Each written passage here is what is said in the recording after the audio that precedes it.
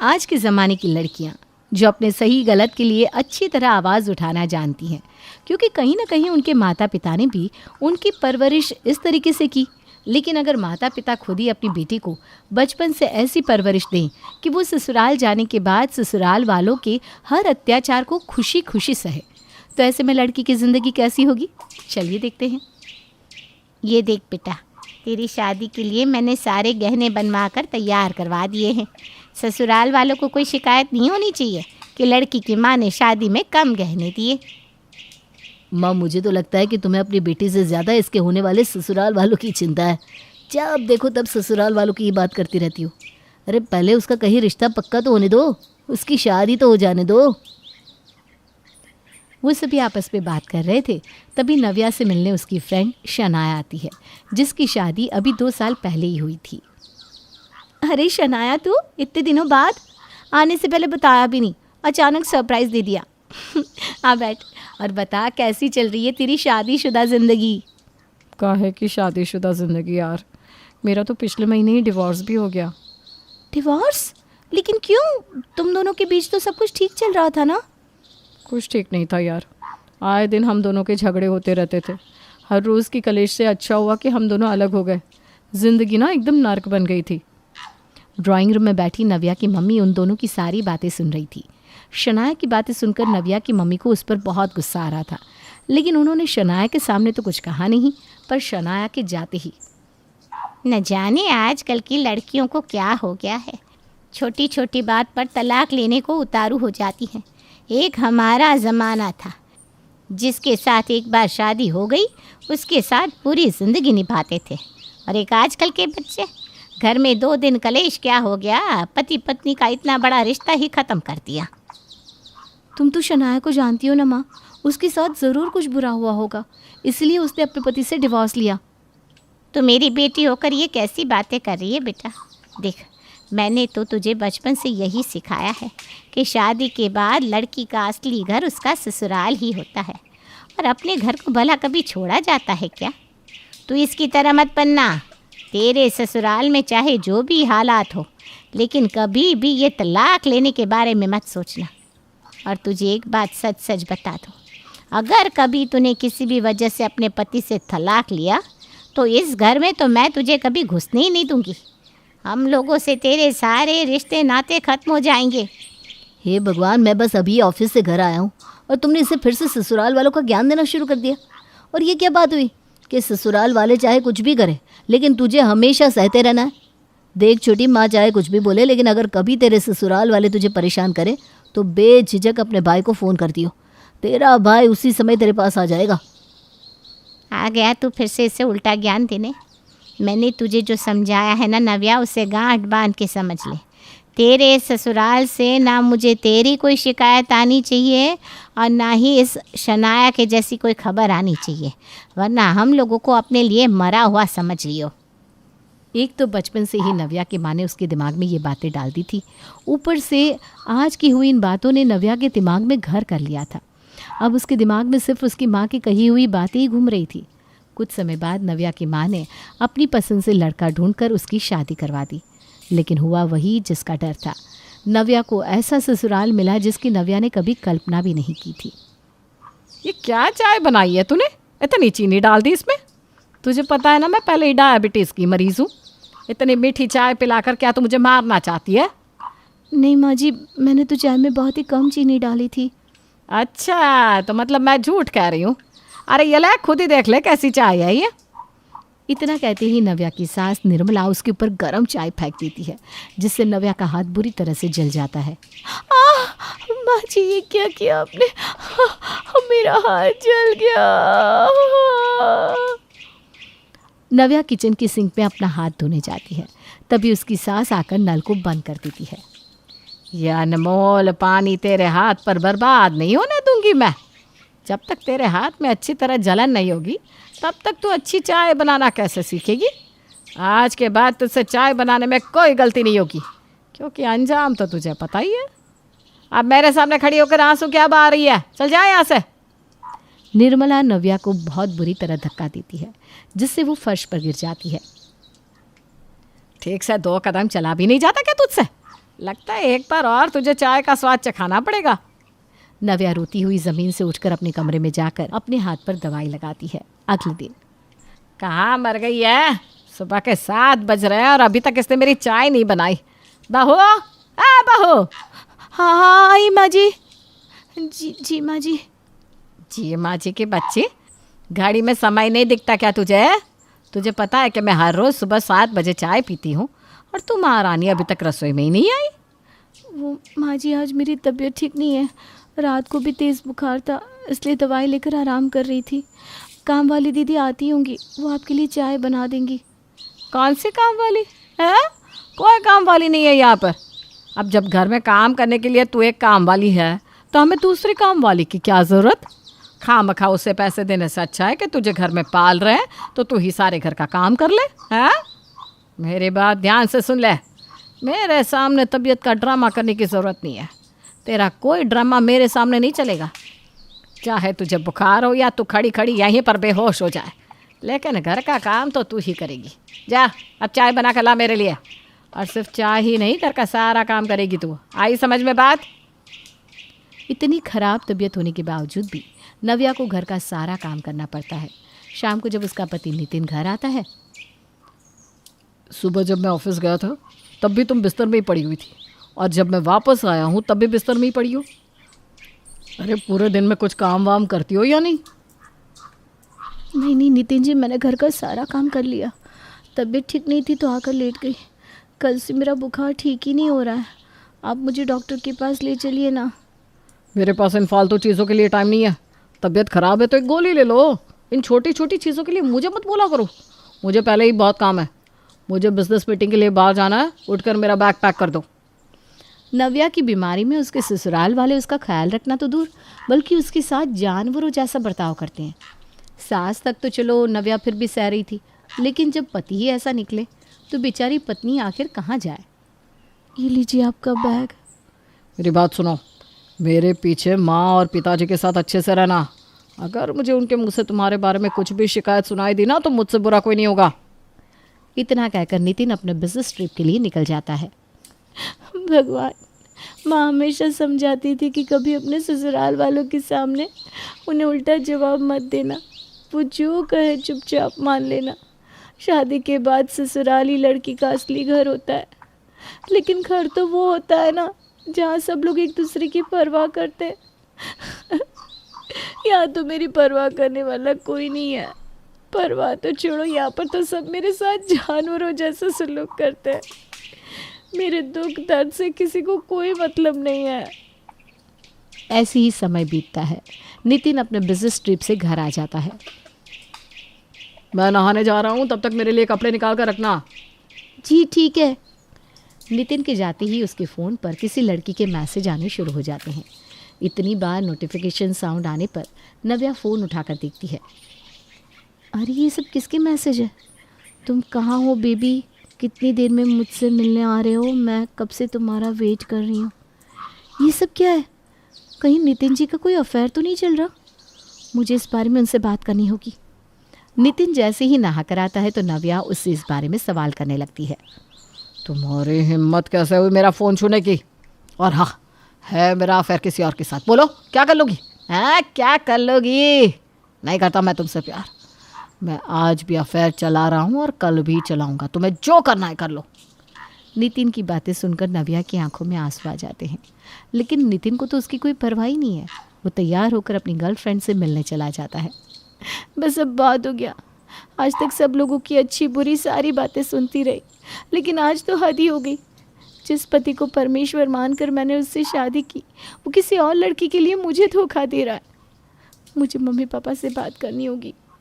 नव्या अपने सास ससुर के पास ये सोचकर जाती है कि वे उसकी परेशानी समझकर अपने बेटे को समझाएंगे, लेकिन वो दोनों तो उल्टा उसे ही ज्ञान देने लगते हैं। अरे इतनी बातों के लिए हमें क्यों परेशान कर रही है बहू? लड़का है, बहक गया होगा, कुछ समय बाद अपने आप सुधर जाएगा।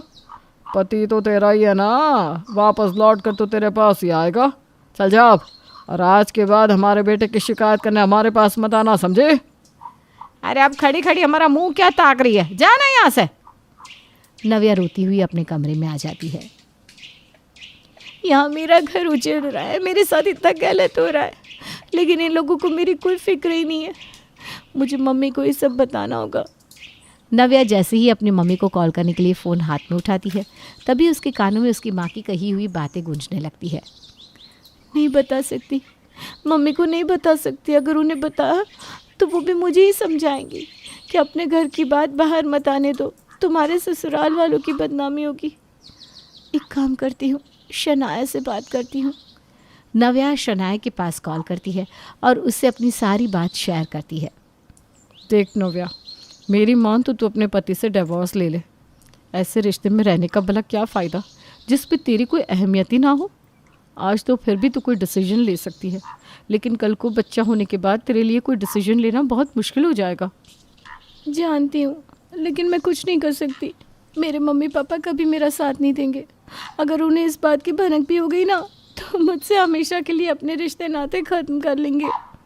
तो इस तरह रो मत यार। तो ये सब अपने भैया को तो बता, वो तुझे समझेंगे। अगर भैया मम्मी पापा को समझाएंगे तो शायद वो तेरी प्रॉब्लम समझ जाए। मम्मी पापा इस मामले में किसी की नहीं सुनेंगे, मैं उन्हें अच्छी तरह जानती हूँ। मैंने तुझे कॉल इसलिए किया ताकि तुझे सब पता कर मैं अपने मन के बोझ को थोड़ा हल्का कर सकूं, लेकिन मैं जानती हूँ ये बोझ कभी ख़त्म नहीं होगा। चल, बाद में बात करती हूँ। नव्या अपने सीने के बोझ को अपने दिल में दबाकर ऐसे ही रोते हुए सो जाती है। कुछ दिन बाद उसका भाई उससे मिलने उसके ससुराल आता है। वो उसके दरवाजे पहुंचता है कि तभी आज तुम्हारी वजह से मेरी शर्ट जल गई। अब इस शर्ट के पैसे क्या तेरा बाप देगा मुझे? सुबह सुबह सारा मूड ख़राब कर दिया। अरे छोड़ ना बेटा, क्यों इसके लिए अपना मूड ख़राब कर रहा है। ऐसा सोच लिया कर के घर की नौकरानी से काम करते करते गलती हो गई। पगार की जगह 2 वक्त का खाना काट लेंगे। कुछ दिन की बात और है, फिर तो ये घर की परमानेंट काम वाली बन जाएगी। तुम्हारा बेटा नई बहू को लेकर आएगा माँ। इसके ससुराल वालों की बातें सुनकर सतीश के पैरों तले से ज़मीन खिसक जाती है। वो अंदर जाकर अपनी बहन से मिलता है। कैसी है छोटी? ससुराल में कोई परेशानी तो नहीं है ना? और भैया को कैसे बताओ कि यहाँ पर तो मेरी ज़िंदगी नरक से भी बदतर है। अरे क्या हुआ? इतना क्या सोच रही है, बता।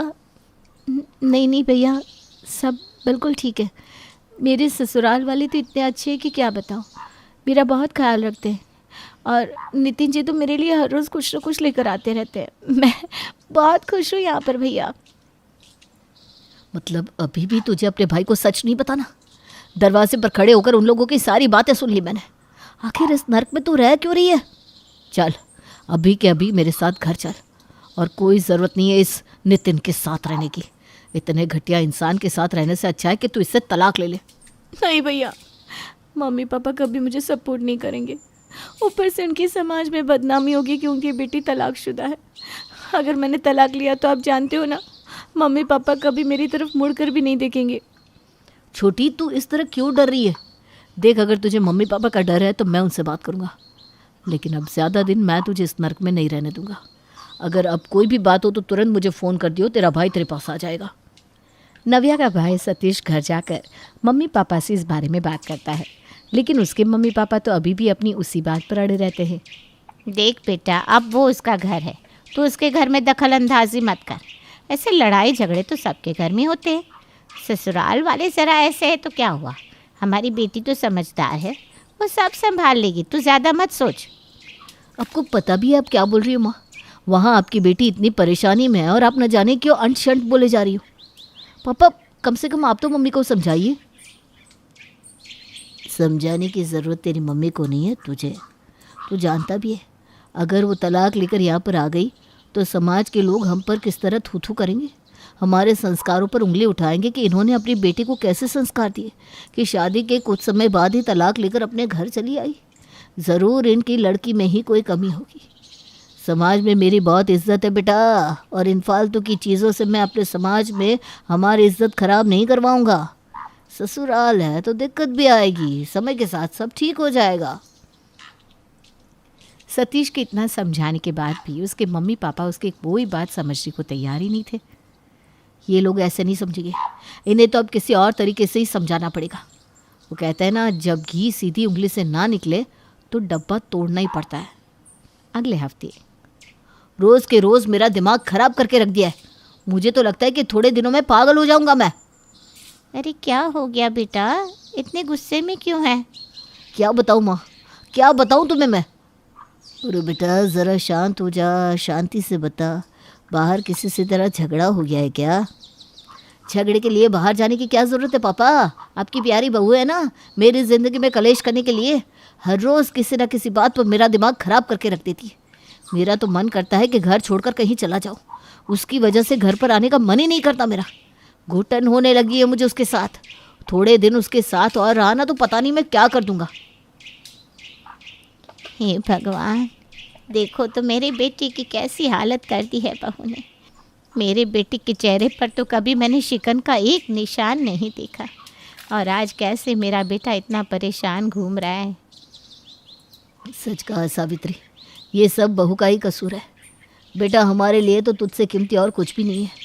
हम नहीं चाहते कि इस रोज़ रोज़ के कलेश से तुझे कुछ हो। तेरी उसके साथ नहीं बन रही तो उसे उसके घर छोड़ा, तलाक ले ले उससे। उसकी वजह से अगर हमारे बेटे को कहीं कुछ हो गया तो हम तो कहीं के नहीं रहेंगे। वाह पिताजी वाह, जब बात अपनी बेटी से हटकर अपने बेटे पर आई तो 2 मिनट में तलाक के लिए तैयार हो गए। अगर तलाक लेना नव्या के लिए गलत है तो मेरे लिए सही कैसे हो सकता है? मैं तलाक लूँगा तब क्या समाज में आपकी बदनामी नहीं होगी? तब क्या लोग आपके संस्कारों पर उंगली नहीं उठाएंगे? रोज़ रोज़ की लड़ाई से परेशान होकर आपका बेटा अपने साथ कुछ कर ना ले, उसकी तो आपको बहुत चिंता है। लेकिन आपकी वो बेटी जो उन अजनबियों के बीच जी रही है, जो उसके साथ जानवरों की तरह बर्ताव कर रहे हैं, उसका पति किसी और लड़की से शादी करने की बातें कर रहा है, अगर वो कल को परेशान होकर अपने साथ कुछ गलत कर ले तो उसकी परवाह नहीं है आपको? सतीश की ये बातें सुनकर उन दोनों की आंखों में आंसू आ जाते हैं। आज ज़िंदगी में पहली बार उन्हें अपनी गलती का एहसास होता है। हमें माफ़ कर दे बेटा, हम अपनी बेटी के लिए अपनी आंखों पर लगी समाज की उस पट्टी को कभी हटा ही नहीं पाए। अगर आज तूने ये सब नहीं किया होता तो शायद हम कभी भी ये नहीं समझ पाते, और हमारी वजह से हमारी बेटी उस नर्क में हमेशा झुलसती रहती। नहीं, अब मैं एक और दिन अपनी बेटी को उस नर्क में नहीं रहने दूंगा। हम कल के कल जाकर उसे घर वापस लेकर आएंगे और उस नितिन से उसे डिवोर्स दिलवाएंगे। सतीश की इस कोशिश से उसके माता पिता की आंखें खुल जाती है और वो समाज के सभी दायरों को भूलकर अपनी बेटी को नितिन से डाइवोर्स दिलाकर उसे खुशी खुशी अपने घर वापस लेकर आते हैं। वो कहते हैं ना, जीवन में इंसान की कोई ना कोई ख्वाहिश तो ज़रूर होती है। विमला देवी की भी एक ख्वाहिश थी कि अपने तीनों बेटों के लिए ऐसी लड़कियां ढूंढ कर लाऊं जो मेरे घर को दहेज से भर दे। उसकी ये ख्वाहिश पहले ही एक हद तक तो टूट चुकी थी, क्योंकि उसके बड़े बेटे जतिन ने एक गरीब घर की लड़की से लव मैरिज कर ली थी। अब और उनकी ये ख्वाहिश कुछ और टूटती सी नजर आ रही थी, क्योंकि घर के दरवाजे पर उसका दूसरा बेटा प्रवीण भी लव मैरिज कर अपनी पत्नी को घर ले आया है। हे भगवान, कहीं मुंह दिखाने लायक नहीं छोड़ा तूने मुझे। तेरे भाई ने तो पहले ही उस गरीब से शादी करके मेरे अरमानों पर पानी फेर दिया था, और अब तूने भी वही किया। अरे शादी करनी थी तो इज्जत से कर लेता, इस तरह भाग कर शादी करने की क्या जरूरत थी? माँ अगर आप जैसी हो तो बच्चों को भागकर शादी करनी ही पड़ेगी। कब से कह रहा था कि मुझे रूबी से शादी करनी है, लेकिन आपको तो उसके फाइनेंशियल स्टेटस से प्रॉब्लम थी। अब आप तो मेरी शादी रूबी से करवाने को मान नहीं रही थी, तो मजबूरन मुझे भागना ही पड़ा। चलो रूबी, हम अपने कमरे में चलते हैं। विमला की पड़ोसन अनीता, जिसे उसकी घर की हर खबर रखने का बड़ा शौक था, अपनी खिड़की से छिपकर विमला की नई बहू का अच्छी तरह स्वागत देखकर तुरंत उसके घर फुदक पड़ी। विमला बहन, ओ विमला बहन। हे भगवान, अब ये कहाँ से आ गई? पक्का इसने प्रवीण को उस रूबी के साथ देखा है, तभी ये यहाँ पर आई है। अरे मैं कब से तुम्हें आवाज़ दे रही हूँ, कुछ जवाब तो दो। अच्छा, तुम मुझे आवाज दे रही थी? मैंने तो सुना ही नहीं। कहो, क्या काम था? काम तो मुझे कुछ नहीं था, बस ऐसे ही तुमसे मिलने चली आई। अभी देखा मैंने तुम्हारी नई बहू घर में आई है। भाई तुम तो बड़ी छुपी रुस्तम निकली। पहले तुमने किसी को बिना बताए अपने बड़े बेटे जतिन की शादी करवा दी थी, और अब प्रवीण की भी ऐसे छुप छुप कर शादी करा दी है। अरे हम तो पड़ोसी हैं, हमें तो बुला लिया होता। अरे काहे का बुला लिया होता? मुझे खुद अब पता चला है कि इसने भी जतिन की तरह ही किसी गरीब लड़की से शादी कर ली है। इतना मना किया था इसे, लेकिन मजाल है कि कोई मेरी बात माने। हे भगवान, मतलब इस बार भी तुम्हें कोई दहेज नहीं मिला? क्या क्या सपने देखे थे तूने दहेज के? बहू घर में लाऊंगी तो अमीर घर की लाऊंगी, 50 लाख दहेज लूंगी। लेकिन इसे देखकर तो लग रहा है कि ये दहेज में 50,000 भी नहीं लाई होगी। तेरे दहेज के अरमां पूरी तरह पानी में डूब गए। अब तो बस नीति नहीं बचा है जो तेरे बचे कुछ अरमानों को कुछ पूरा कर सकता है, वरना मुझे तो उसकी भी उम्मीद नहीं है। अरे शुभ शुभ बोल। पहले क्या मेरी किस्मत पर कम मनहूसियत छाई हुई है जो तू भी इस तरह मनहूस वाली बात कर रही है? अरे भाई मैं तो सच कह रही हूँ, तेरे 3 बेटे हैं, तू 2 को तो अपनी मुट्ठी में रख नहीं पाई। अब तुझे क्या लगता है कि तीसरा तेरी मुट्ठी में रहेगा? तूने शुरू से ही इनको बहुत ढील दे दी। मेरी तरह कस कर रखा होता तो तेरे बेटे भी आज मेरे नीरज जैसे होते। अपनी मर्जी से उसके लिए इतने अमीर घर की बहू ढूंढ कर लाई हूँ मैं। इतना दहेज लेकर आई है मेरी बहू कि घर में सामान रखने के लिए भी जगह नहीं है। एसी, फ्रिज, इतना महंगा फर्नीचर, गोल्ड और डायमंड की ज्वेलरी, इतना दहेज आज तक किसी की बहू नहीं लेके आई जितना मेरी बहू लेकर आई है। हाँ हाँ, पता है, तेरी बहू बहुत दहेज लेकर आई है। बार बार ये बात बोलकर मेरे जले पर नमक छिड़कने की जरूरत नहीं है। इन दोनों ने भले ही अपनी जितनी मर्जी मनमानी की हो, लेकिन नितिन की शादी तो मैं अपनी मर्जी से अमीर लड़की से ही करूंगी। कम से कम वो घर में दहेज लेकर आएगी तो बाहर मेरी कुछ तो इज्जत बनेगी। देखते हैं विमला बहन, तीसरी बहू आकर तुम्हारा घर भरती है या वो भी इन दोनों की तरह ही। खैर छोड़ो, मैं चलती हूँ, चाय का टाइम हो गया। मेरी बहू ने मेरे लिए चाय बना दी होगी। अनीता विमला के जले पर नमक छिड़क कर चली जाती है। तभी विमला की बड़ी बहू प्रीति उसके लिए चाय बनाकर लाती है। माँ जी, आपकी चाय। अरे कोई चाय वाय नहीं पीनी मुझे। तेरी शक्ल देखते ही मेरा तो दिमाग खराब हो जाता है। ऊपर से वो दूसरी भी घर में ऐसी ही फटीचर घर की आ गई। पता नहीं तुम दोनों के साथ इस घर में कैसे रहूंगी मैं। माँ जी, आप हमेशा मुझ पर गुस्सा क्यों करती हैं?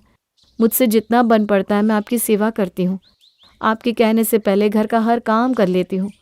फिर भी आप क्यों हमेशा मुझसे इस तरह उखड़ी उखड़ी रहती हैं? जानना चाहती है तू क्यों अच्छी नहीं लगती मुझे? क्योंकि तू मेरी पसंद की बहू नहीं है। मुझे अपने बेटे के लिए कहाँ अमीर घर की बहू लानी थी और कहाँ वो तुझ जैसी गरीब फटीचर माँ बाप की बेटी को मेरी बहू बनाकर ले आया। दहेज देना तो दूर, तेरे माँ बाप ने तो शगुन के 2 जोड़ी ढंग के कपड़े भी नहीं दिए हमारे लिए। ले जा अपनी चाय को यहाँ से और मेरे सामने मत आइयो। पड़ोसन ने विमला के जले पर जो नमक छिड़का था उससे विमला का पारा तो एकदम 7वें आसमान पर पहुंच चुका था। वो तो वैसे ही अपनी बहू से इतनी उखड़ी हुई रहा करती थी, और अब दूसरी बहू भी जब उसके घर में गरीब आई तो उसके गुस्से का तो कोई ठिकाना ही नहीं रहा। अगले दिन, दीदी आज मेरी पहली रसोई है। माँ जी तो मुझसे ठीक से बात भी नहीं कर रही हैं। आप ही बता दीजिए ना माँ जी को खाने में क्या पसंद है। मैं उनके लिए उनकी पसंद का खाना बनाऊंगी तो शायद वो मुझसे खुश हो जाएं। मैं तुम्हारी भावनाओं को समझ सकती हूँ रूबी, लेकिन तुम माँ जी के लिए भले ही कुछ भी कर लो, वो तुमसे कभी खुश नहीं होंगी। आप ऐसा क्यों कह रही हैं दीदी? मैं पूरी कोशिश करूंगी उनकी अच्छी बहू बनने की। बात अच्छी या बुरी बहू की नहीं है रूबी, बात यहाँ पर पैसों की है।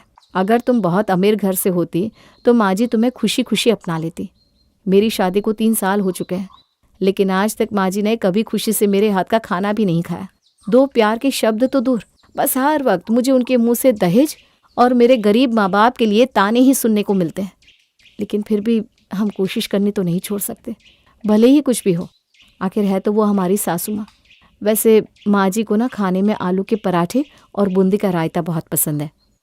ठीक है दीदी, फिर मैं मम्मी जी के लिए नाश्ते में वही बना देती हूँ। रूबी बड़े ही प्यार से विमला के लिए आलू के पराठे और बूंदी का रायता बनाती है। वो हॉल में बैठी विमला के पास जाती है। माँ जी, मैंने आपके लिए आलू के पराठे और बूंदी का रायता बनाया है। दीदी ने बताया कि आपको खाने में ये बहुत पसंद है। गर्मा गर्म पराठे हैं मम्मी जी, खा लीजिए ना। तेरी जेठानी ने तुझे ये तो बता दिया कि मुझे खाने में क्या पसंद है, लेकिन ये नहीं बताया कि मुझे तेरे हाथ से कुछ नहीं खाना। जैसे मुझे उसके हाथ का खाना पसंद नहीं, वैसे ही मुझे तेरे हाथ का खाना भी नहीं खाना। अब तो जब मैं अपने नितिन को ब्याह कर अपनी छोटी बहू को घर में लाऊंगी तब उसी के हाथ का खाना खाऊंगी। अगर ऐसी बात है तो माँ तुम्हारी ये विश आज ही पूरी होगी। मैं तुम्हारी छोटी बहू को ले आया। अभी विमला कल वाले हादसे से उभरी भी नहीं थी कि आज उसका छोटा बेटा नितिन, जिससे उसे कुछ उम्मीदें थी, वो भी अपनी गर्लफ्रेंड पूजा से शादी करके उसे अपने घर ले आया। कह दे मुझे कि यह झूठ नहीं, ये नहीं हो सकता, नहीं हो सकता। इतना बोलते बोलते ही विमला बेहोश हो जाती है। प्रीति उसके चेहरे पर पानी छिड़क कर उसे उठाती है। अरे तुम्हें क्या हो गया माँ? तुम बेहोश कैसे हो गई? तुम्हारी तबीयत ठीक नहीं है, मैं डॉक्टर को बुला देता हूँ। अब तो मुझे ठीक करने डॉक्टर नहीं, सीधे ही यमराज आएंगे।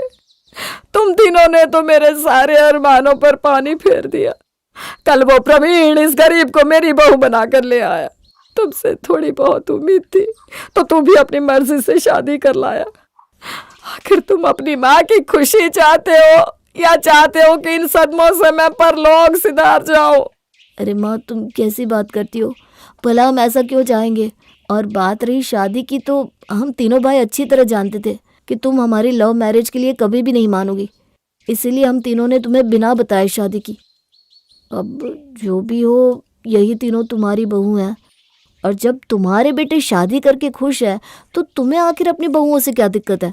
दिक्कत है, बहुत ज्यादा दिक्कत है। लेकिन एक मिनट, ये लड़की अमीर है या गरीब? तूने लव मैरिज की कोई बात नहीं, लेकिन ये अमीर तो है ना, अपने साथ दहेज तो लेकर आई है ना? नहीं नहीं मम्मी जी, मेरे मम्मी पापा के पास इतने पैसे नहीं है कि वो मुझे दहेज दे सके। उन्होंने तो हमारी शादी भी मंदिर में करवाई है। लो, हो गया कल्याण। तीनों की तीनों चली जाओ मेरी नजरों के सामने से। सोचा था नितिन को ब्याह कर जब बहू घर में लाऊंगी तो वो दहेज लेकर आएगी, मेरी सेवा करेगी, लेकिन नहीं, तू भी इन दोनों के जैसी ही लड़की ढूंढ कर ले आया। पहले ही मोहल्ले में मेरी इतनी बदनामी हो चुकी है, जो आखिरी उम्मीद बची थी वो भी टूट गई। छोड़ो ना माँ, जब तुम्हारे तीनों बेटे खुश हैं तो तुम भी खुश हो जाओ ना। तुम तीनों तो गधे हो।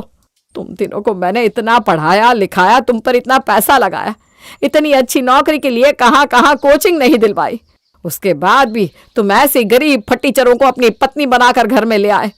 भले ही तुम तीनों को ये कितनी भी पसंद हो, लेकिन मैं इन्हें कभी अपनी बहू नहीं मानूंगी। अरे अनीता की बहू को देखा है, कितना दहेज लेकर आई है। वो जब भी घर में आती है मेरे पर हंसती है। मैंने कितने सपने देखे थे, मेरी बहुएं इतना दहेज लेकर आएगी, मेरे घर को इतना भर देगी कि सभी पड़ोसी और रिश्तेदार देखते रह जाएंगे। लेकिन तुम तीनों तो ऐसी बहुएं लेकर आए हो कि पूरी रिश्तेदारी और पड़ोस में मेरा मजाक बनकर रह गया है। विमला देवी ये सब बोलकर गुस्से में वहां से चली जाती है। माँ जी तो बहुत ज़्यादा गुस्सा हो गई नितिन जी, अब हम माँ जी को कैसे मनाएंगे? वो तो मैं नहीं जानता पूजा, लेकिन आप तीनों को कुछ न कुछ करके माँ को मनाना ही होगा। दीदी एक काम करते हैं, माँ जी के लिए नई साड़ी लेकर आते हैं। वो नई साड़ी देखेंगी तो खुश हो जाएंगी। हम तीनों अपने पैसे मिलाकर माँ जी के लिए अच्छी सी महंगी वाली बनारसी साड़ी खरीद कर लाते हैं। पूजा के कहने पर तीनों बहुएं विमला के लिए एक महंगी नई साड़ी खरीद कर लाती हैं। माँ जी, मना किया था ना मैंने, तुम तीनों मेरे सामने मत आना, तो क्या करने आई हो यहाँ पर? माँ जी, आप हमारी माँ समान हैं। आप हमसे गुस्सा होती हैं तो हमें अच्छा नहीं लगता। हम तीनों आपके लिए ये नई साड़ी खरीद कर लाए हैं। आपको बनारसी साड़ी बहुत पसंद है ना, और लाल रंग तो आपका फेवरेट है। देखिए ये साड़ी कैसी है। तो क्या मैं तुम्हें कोई बेवकूफ़ नजर आती हूँ कि मेरे लिए एक साड़ी खरीद कर लाओगे और मैं तुम्हारी बातों से बहल जाऊंगी? ये सारी तरकीबें ना छोटे बच्चों पर काम आती है। माँ जी तो अब आप ही बताइए, हम आपको मनाने के लिए क्या करें? हम आपको मनाने के लिए जो भी कोशिश करते हैं, आप हमेशा हमसे और ज़्यादा नाराज़ हो जाती हैं। आप हमारी सासू माँ हैं, इसलिए आपकी नाराज़गी हम बर्दाश्त नहीं कर सकते। ऐसा कोई तो रास्ता होगा ना जिससे आप अपनी ये नाराज़गी छोड़कर हमें अपना लें। अच्छा, अगर तुम्हें यह जानना ही है तो बता देती हूँ मैं। अगर तुम तीनों चाहती हो कि मैं तुम्हें अपनी बहू के रूप में अपना लूँ, तो तुम तीनों अपने अपने घर से 10-10 लाख दहेज लेकर आओ, ताकि मैं भी दुनिया को ये बता सकूं कि मेरी बहुएं मेरे लिए दहेज लेकर आई है। जितने मेरे बेटे कामयाब है, उस हिसाब से तो मेरे हर बेटे को 50-50 लाख रुपए दहेज मिलना चाहिए था, लेकिन उन्होंने तुम जैसी गरीबों से शादी की। 50 लाख दहेज देने की तो तुम्हारे माँ बाप की हैसियत होगी नहीं, लेकिन कम से कम अपनी बेटियों को 10 लाख रुपए दहेज तो दे ही सकते हैं। माँ जी, मेरे मम्मी पापा एक छोटे से घर में रहते हैं। अगर उनके पास इतने पैसे होते तो वो अपने पुराने घर को ठीक करके नया घर ही बनवा लेते। हाँ माँ जी, हम तीनों का ही परिवार बहुत गरीब है, ये आप अच्छी तरह जानती हैं। उसके बाद भी आप हमें इतनी बड़ी रकम दहेज में लाने को कह रही हैं। क्या दहेज लाने से बहू ज़्यादा अनमोल हो जाती है, या वो अपने सास ससुर की ज़्यादा सेवा करने लगती हैं? हम तीनों आपकी हर खुशी का ध्यान रखते हैं ताकि आपके चेहरे पर मुस्कान आ सके। हमारी भावनाओं को तो समझिए। तुम्हारी भावनाएं अच्छी तरह जानती हूँ। तुम इतनी गरीब थी तो मेरे बेटों से शादी क्यों की? किसी गरीब लड़के से ही शादी कर लेती। तुम गरीबों की औलाद ऐसी होती है। अपने बचपन से तो तुमने कुछ देखा नहीं होगा, तो सोचा होगा किसी अमीर लड़के को अपने जाल में फंसाकर पूरे घर के मालकिन बन जाऊं। मेरे तीनों बेटे तो बेवकूफ थे जो तुम जैसी लड़कियों के चक्कर में फंस गए, वरना तुम जैसे गरीबों को तो मैं कभी अपने मुंह भी ना लगाती। जाओ यहाँ से। विमला की बातों से उसकी तीनों बहुओं के दिल को बहुत ठेस पहुंचती है। वो उन तीनों को अपने कमरे से निकाल देती है। माँ जी तो हमसे और ज्यादा गुस्सा हो गई। अगर हम माँ जी को खुश करने के लिए दहेज ला सकते तो जरूर लाते, लेकिन हम में से किसी की भी इतनी हैसियत नहीं कि माँ जी के लिए दहेज ला सके। दीदी, माँ जी को हम तीनों बहुओं की तरफ से कभी कोई गहना नहीं मिला। हम तीनों माँ जी के लिए पैसे मिलाकर एक सोने की अंगूठी खरीद कर ले आते हैं।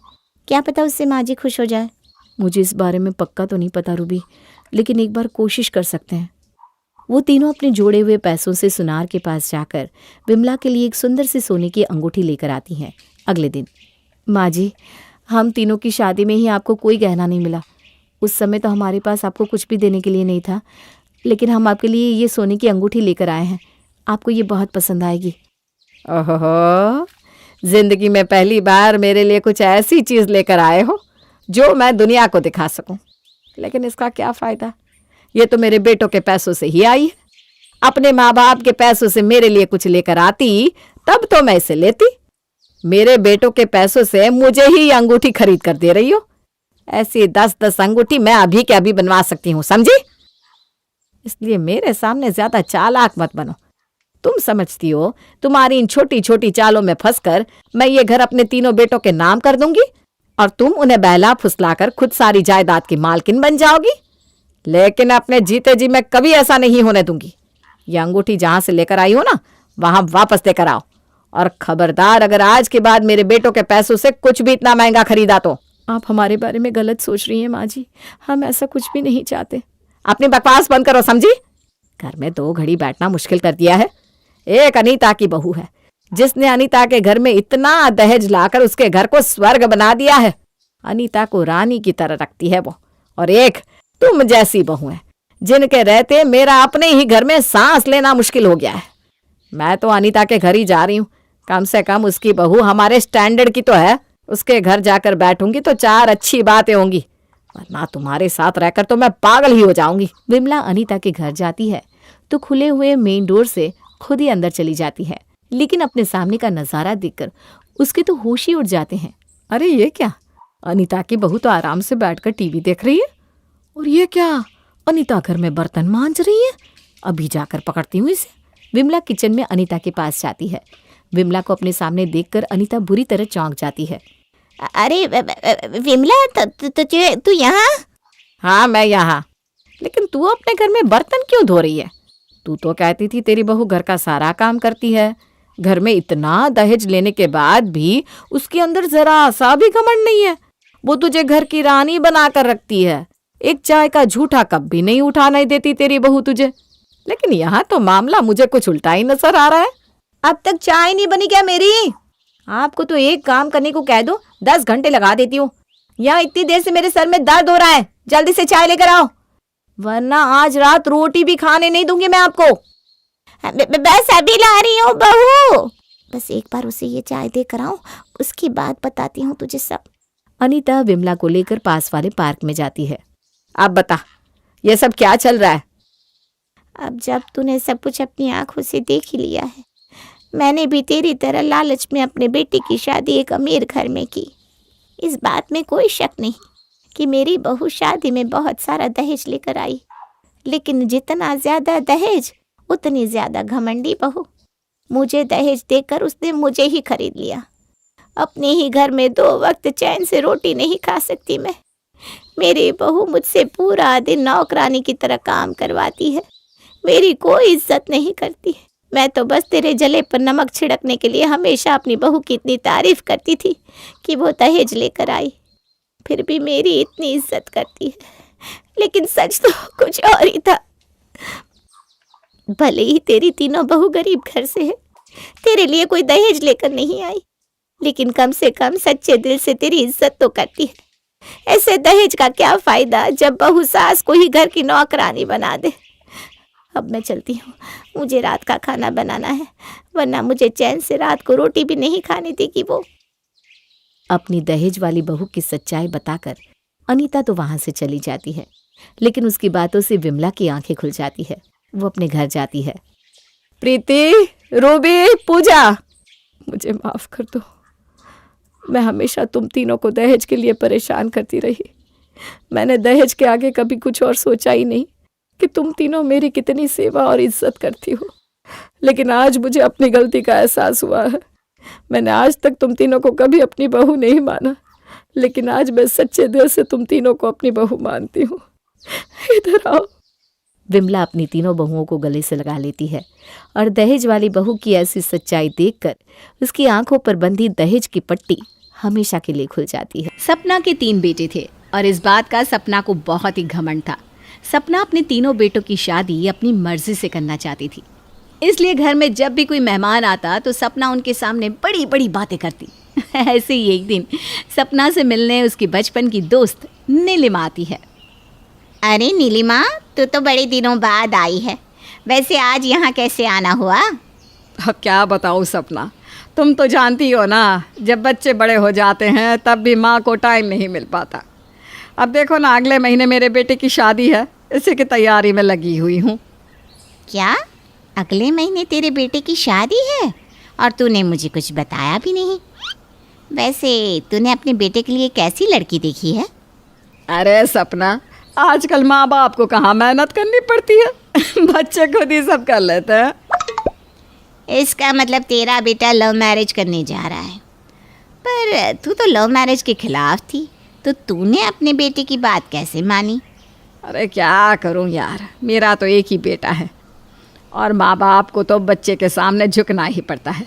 उसने तो कसम ही खा ली थी, शादी करेगा तो अपनी मर्जी की लड़की से, वरना कुछ भी गलत कर लेगा।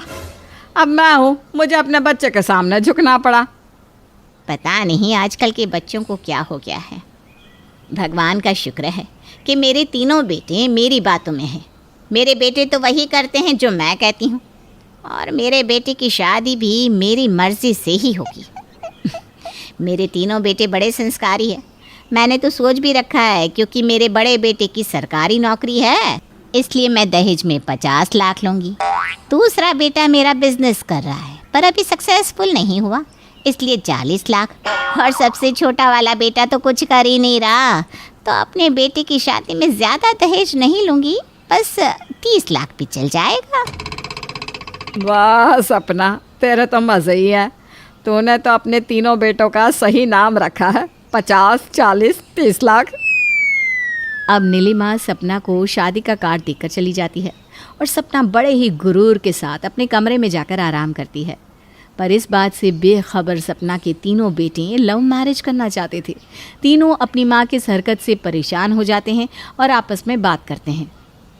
माँ ने तो ठान रखी है कि वो हमारी शादी अपनी मर्जी की लड़कियों से ही करवाएगी, पर मुझे तो लव मैरिज ही करनी है। भैया करनी तो मुझे भी लव मैरिज ही है। माँ का हर बार की तरह रोना निकलता है। मैंने अकेले तुम्हें पाला है, तुम्हारे पापा मुझे छोड़कर चले गए, तुम ही मेरा सहारा हो। अब बताओ, माँ हमें इस तरह से इमोशनल ब्लैकमेल करेगी तो हम कैसे अपनी पसंद की लड़कियों से शादी करेंगे? तीनों भाइयों को कुछ समझ में नहीं आ रहा होता है कि वो क्या करें। अब इसी तरह से कुछ दिन बीत जाते हैं और एक दिन दिवाकर देखता है कि उसकी माँ अपने पड़ोसियों के सामने अपने बेटों की तारीफ कर रही थी और दावा कर रही थी कि उसके तीनों बेटे अरेंज मैरिज ही करेंगे। ये खबर सुनने के बाद तो मानो जैसे दिवाकर का सर ही घूमने लगता है और वो अपने छोटे भाई से कहता है, अनिल, अब हमें ही कुछ करना होगा। माँ ने तो कसम खा रखी है कि वो अपनी मर्जी की लड़कियों से ही हमारी शादी करवाएंगी और मोटा दहेज भी लेंगी, पर हमें तो लव मैरिज करनी है और इसके लिए भैया की शादी होनी बहुत ज़रूरी है। तो आप क्या सोच रहे हो भैया? मैं सोच रहा हूँ कि क्यों ना माँ को बेवकूफ़ बनाया जाए और भैया जिस लड़की से प्यार करते हैं उनकी शादी उसी से करा दी जाए। अब दोनों भाई बड़ी चालाकी के साथ अपनी माँ से अपने भाई की शादी की बात करते हैं। जैसे तैसे सपना भी मान जाती है। अब बहुत जल्द सपना अजय के लिए लड़की देखने लगती है, पर तीनों भाई सारी लड़कियों को नापसंद कर देते हैं और खुशी नाम की लड़की को पसंद करते हैं। पर सपना को खुशी पसंद नहीं थी, क्योंकि खुशी एक गरीब घर से थी और उसका परिवार 50 लाख दहेज नहीं दे सकता था। अरे तुम तीनों भाइयों की बुद्धि भ्रष्ट हो गई है। अजय बेटा, तेरी सरकारी नौकरी है, तू पूरी जिंदगी बैठ कर खाएगा। अब बता, जो लड़की तुझसे शादी करेगी उसकी तो किस्मत ही खुल जाएगी ना। इसलिए तू ऐसी लड़की से शादी कर जो हमें दहेज दे सके। ये लड़की तो गरीब घर से है बेटा। पर माँ, मुझे यही लड़की पसंद है और मुझे इसी से शादी करनी है। बाकी आप देख लो, अगर आपने मेरी इससे शादी नहीं करी तो फिर मैं किसी से नहीं करूँगा। अब जैसे तैसे दिवाकर और अनिल अपने बड़े भाई की शादी करवा देते हैं और बाद में अपनी माँ को बताते हैं कि भाई की तो लव मैरिज हुई है। इसके बाद वे दोनों भी लव मैरिज करने की ठान लेते हैं।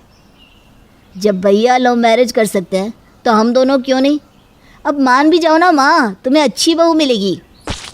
हमारी बात का विश्वास करो माँ, आपकी तीनों बहू आपकी बहुत सेवा करेगी और हमने आपके लिए पहले से ही बहुत देख रखी है। बेकार में ही आप इतनी मेहनत क्यों कर रही हो? अरे नालायको, जब लड़की देख रहे थे तो थोड़ा पैसा भी देख लेते ना। लड़की भी पसंद करी तो गरीब घर की। मेरे कितने बड़े बड़े सपने थे कि मेरे घर में अमीर घर की लड़की आएगी।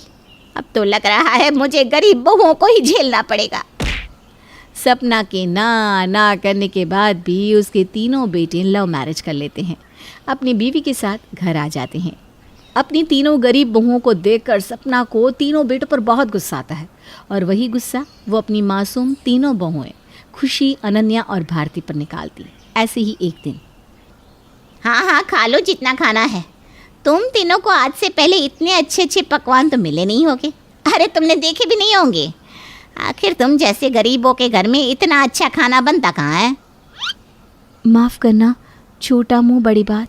ये खाना भी हमने ही बनाया है। अगर हमें खाना बनाना आता है इसका मतलब तो यही हुआ ना कि ये खाना हमने खाया भी है। इसीलिए मुझे अपने घर में गरीब बहुएं नहीं चाहिए थी। गरीब घर की लड़कियां अपनी औकात से बढ़कर बोलती हैं।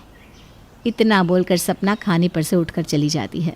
अपनी सास का गुस्सा देखकर खुशी को बहुत बुरा लगता है और वो अपनी भूल सुधारने के लिए अपनी देवरानी अनन्या के साथ अपनी सास के लिए खाना लेकर उनके कमरे में जाती है। माँ जी, दीदी को माफ़ कर दीजिए ना, उन्होंने आपसे इस तरह बात की। अब से दीदी ऐसा कुछ नहीं करेंगी। वो आपके लिए खाना लेकर आई हैं, प्लीज़ खाने का अनादर मत कीजिए। बहू, अगर तुम तीनों में इतनी ही समझ होती ना तो तुम अपनी ज़बान पर लगाम लगा लेती। ले जाओ अपना खाना, मुझे नहीं खाना। माँ जी, आपकी नाराज़गी तो मुझसे है, फिर आप अपनी ये नाराज़गी खाने पर क्यों निकाल रही हैं? मुझे माफ़ कर दीजिए, खाना खा लीजिए। खुशी के समझाने पर भी सपना की नाराज़गी ख़त्म नहीं होती और सपना खुशी के हाथ से खाना लेकर फेंक देती है और अपनी दोनों बहुओं को अपने कमरे से धक्के मार कर निकाल देती है। अपने लिए अपनी सास का ऐसा बर्ताव देखकर खुशी रोने लगती है। क्या हुआ दीदी, आप रो क्यों रही है? क्या माँ जी ने फिर कुछ कहा? भारती, माँ जी ने खाना फेंक दिया और दीदी को माफ़ भी नहीं किया, इसलिए दीदी इतनी दुखी है। बेचारी खुशी रोते हुए अपने कमरे में चली जाती है और ये सब कुछ देखकर बेचारी अनन्या और भारती चाहकर भी कुछ नहीं कर पाते। वहीं दूसरी ओर सपना का गुस्सा अब भी कम नहीं होता। सपना की तीनों बहुएं हार नहीं मानती। वो इसी तरह से रोज़ कोशिश करती अपनी सास का दिल जीतने की, पर ऐसा नहीं हो पाता। ऐसे ही एक दिन सपना के घर उसकी दोस्त नीलम आती है। माफ़ कीजिएगा आंटी जी, पर मैंने आपको पहचाना नहीं। आपको किससे मिलना है? बेटा, मैं सपना की बचपन की दोस्त हूँ। अच्छा, तुम कौन हो? मैं इस घर की सबसे छोटी बहू भारती। क्या तुम सपना की सबसे छोटी बहू हो? 1 साल के अंदर में सपना ने अपने तीनों बेटों की शादी कर दी और मुझे खबर भी नहीं दी। अब बताती हूँ मैं उसे। जा बेटा, जाकर अपनी सास को बुला, कहना नीलिमा आई है। देखना कैसे भागती हुई आएगी तुम्हारी सास। नीलिमा के कहने पर भारती अपनी सास को बुलाने जाती है, पर जैसे ही सपना को पता चलता है कि नीलिमा आई है तो वो भारती से कहती है, ये चुड़ैल आज फिर अचानक यहाँ आई है। बहू, जाकर इस औरत से कह दे कि तेरी सास घर में नहीं है। पर माँ जी, मैंने तो उनसे कह दिया था कि आप कमरे में आराम कर रही हैं, और वैसे भी वो आपकी बचपन की दोस्त हैं, आपसे मिलने के लिए कितनी दूर से आई हैं, एक बार तो आप उनसे मिल ही सकती है ना। मुझे अपनी दोस्त से मिलने में कोई ऐतराज़ नहीं है, पर तुम तीनों ने मुझे किसी से मिलने लायक नहीं छोड़ा। मेरे तीनों बेटों ने मेरी नाक कटवा दी। अब क्या मुँह लेकर जाऊंगी मैं अपनी दोस्त के सामने। सपना भारती पर नाराज़ हो ही रही होती है कि तभी वहाँ नीलिमा आ जाती है और वो सपना की सारी बातें सुन लेती है। अरे सपना, तू बहू रानियों पर क्यों गुस्सा निकाल रही है? और क्या हुआ अगर तेरी बहू दहेज लेकर नहीं आई? तेरा बेटा तो अभी भी 50 लाख, 40 लाख और 30 लाख का ही है। वो बात अलग है कि दहेज में 50 लाख तो क्या, तुझे 50,000 भी नहीं मिले। अपनी उम्र का ख्याल रख ले। बूढ़ी होने आई है, पर अब तक तुझे अकल नहीं आई कि किसी के घर में जाते हैं तो इस तरह तांका झाकी नहीं करते। अरे क्या करूँ सपना, आदत से मजबूर जो हूँ। देख, तू तो अपनी दोस्त को जानती है ना। वैसे मैं यहाँ तुझे इनवाइट करने आई थी। मेरी बहू ने बेटे को जन्म दिया है। तेरे घर में दहेज तो ना आ सका, भगवान करे लक्ष्मी के रूप में बेटी ही आ जाए कोई। तो मुझे यहाँ बद्दुआ देने आई है, मेरा मजाक उड़ाने आई है? अरे मैं तो बस तुझे समझाने आई हूँ कि दूसरों से मिले दहेज या पैसे से कुछ नहीं होता। हमारी किस्मत में जो भगवान ने लिखा होता है वही होता है। अगर तेरे घर में लक्ष्मी आनी होगी तो आ ही जाएगी।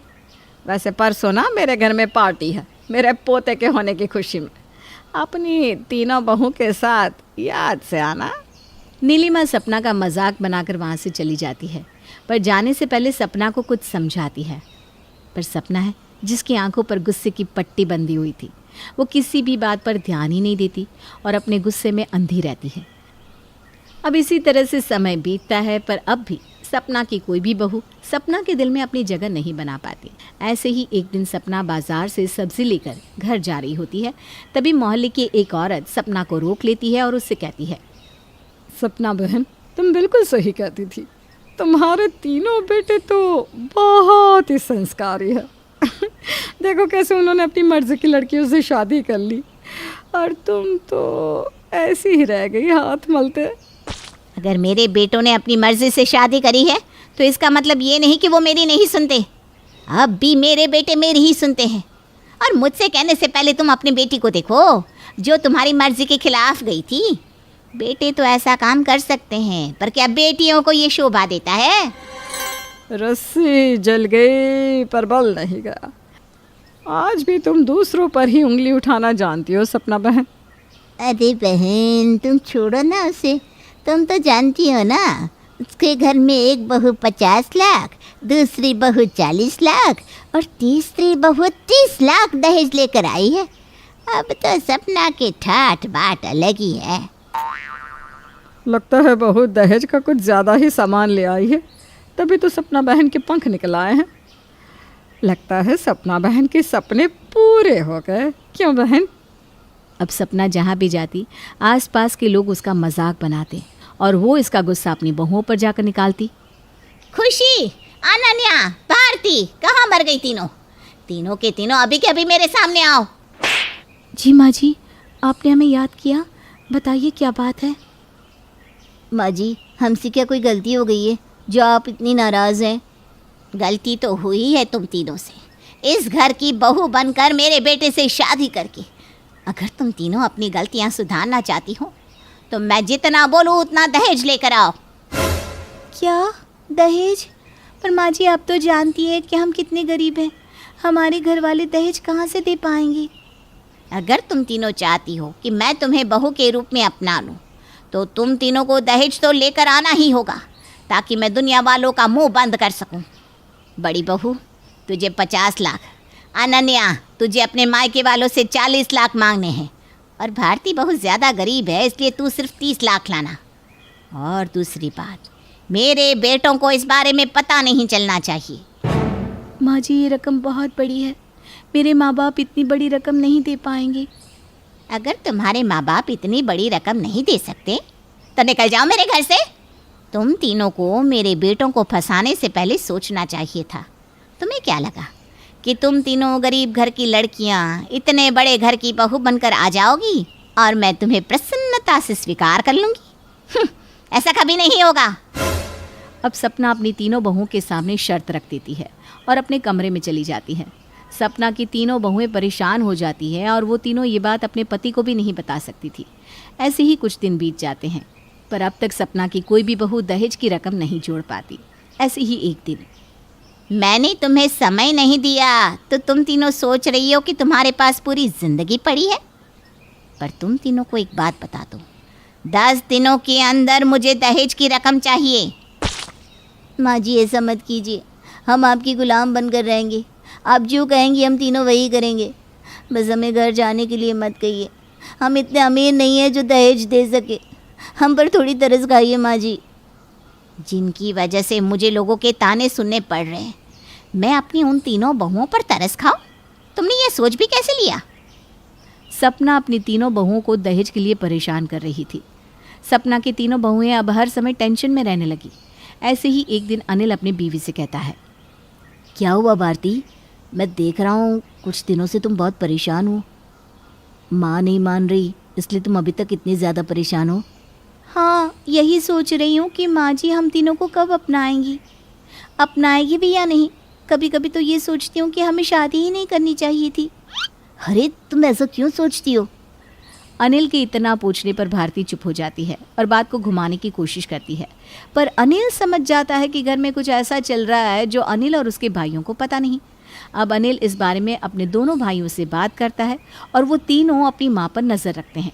देखते देखते 8 दिन बीत जाते हैं और एक दिन जब तीनों भाई ऑफिस के लिए घर से निकल जाते हैं तो उनके जाते ही सपना एक बार फिर अपनी तीनों बहुओं को परेशान करती है। अब सिर्फ 2 दिन है तुम्हारे पास। अगर इन 2 दिनों में दहेज लेकर नहीं आई तो तुम्हें मेरे बेटों को तलाक देना होगा और इस घर को भी छोड़ना होगा, समझी? पर माँ, हम अपनी बीवियों को तलाक नहीं देंगे, और अगर हमारी बीवियों ने ये घर छोड़ा तो हम भी ये घर छोड़ देंगे। अजय बेटा, तुम तीनों भाई तो ऑफिस चले गए थे ना? हम बस ऑफिस जाने का नाटक कर रहे थे माँ। हमें पता चल चुका था कि घर में कुछ ऐसा चल रहा है जो सही नहीं है, और आज हमने अपनी आंखों से देख भी लिया। माँ, आप हमारी बीवी को इसलिए परेशान कर रही हो क्योंकि ये तीनों गरीब हैं, ये तीनों दहेज ना ला सकी, और आपकी जान पहचान वाले लोग आपका मजाक उड़ा रहे हैं। पर माँ, हमारी भी एक बात सुन लीजिए, गलती भी आप ही की है। आप ही हर जगह ढिंढोरा पीटती थी और अमीर होने का घमंड दिखाती थी। आपको तो बस भगवान ने आपके किए की सज़ा दी है।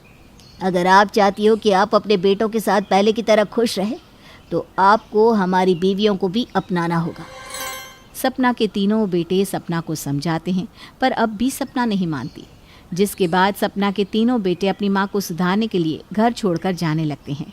अपने बेटों को खुद से दूर जाता देख सपना ना चाहकर भी अपनी तीनों बहुओं को अपना लेती है, पर अब भी सपना अपनी तीनों बहुओं से उखड़ी उखड़ी रहती है।